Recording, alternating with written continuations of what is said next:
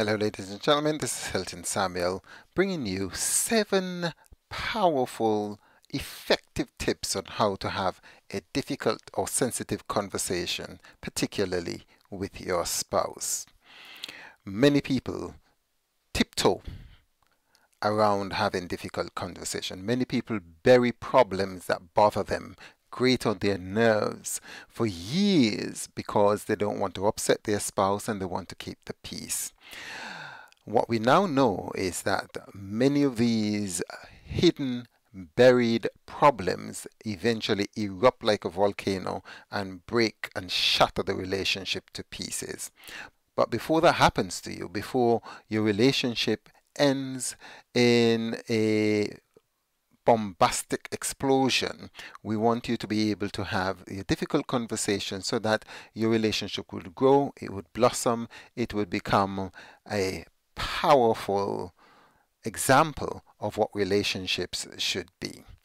The first thing we want to suggest, the first thing I want to suggest, is that you decide on a time that is convenient to both you and your spouse.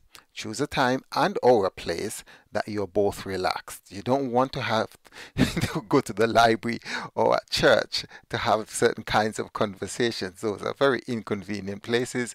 Neither do you want to wait until the person comes home from work when they want to debrief, when they want to relax, to have a sensitive conversation. Obviously, these are not good times or places to have great effective conversation. Timing is crucial.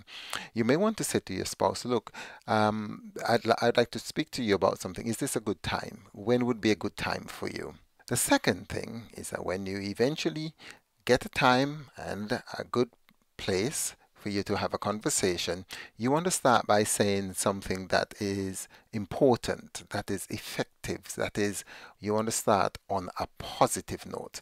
You also want to start in a calm, cool tone. You don't want to start with your voice raised because this will put the person's back up. So you start by saying something like, honey, because this relationship is important to me, I need to tell you, or I need to talk to you about something that is bothering me, that has been on my mind for a long time. Is that okay? Then you specify, and may I suggest here that you deal with one thing at a time. You don't bring 10 things to the table. That might be very overwhelming and you may overburden the person. It's not a very good idea.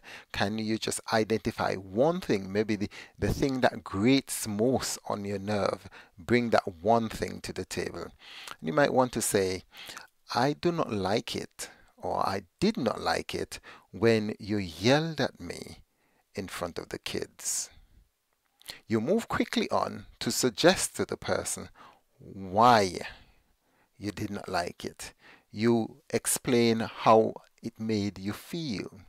You might want to say, it made me feel like rubbish. It really embarrassed me, or, I felt so angry, so irritated that I felt, I nearly exploded.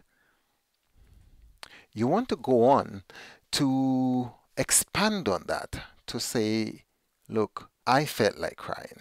I felt like running away. I felt like lashing out, actually. I felt like I really don't want to have anything to do with you. Those were the feelings that came into my mind, into my heart, into my soul, that overwhelmed my body when that happened. You notice now you're focusing on what it did to you, how it made you feel, what it did to prompt certain actions, certain temptations. 6, a lot of people miss this, but it is so crucial. They complain, they nag, they become bitter about things, but they never say what they would prefer. I am very solution focused, so I always want someone to come out and say, well, how would you like for me to handle this situation? What would you have preferred to see happen? So you might want to tell your partner, maybe it would have been a good idea that we had that conversation after the children were in bed. Maybe it's a good idea that in the future, if we need to have such intense conversations or intense conflict, maybe that we should take them to the childminder, take them someplace where they're out of shot of how we're going to behave, you know. And finally, you want to ask for suggestions. You want to ask the person, well, what do you think about what I've said? How do you feel about what I have said? How do you think we can handle this from today? What are we going to do? And let the person bring his ideas, his suggestions, even his feelings, or what he felt about it to the table.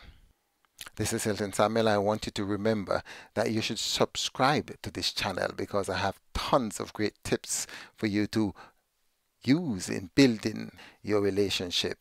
If you want more important, significant, useful tips, please go to loveandrelationshipcenter.com or send me an email, info@loveandrelationshipcenter.com.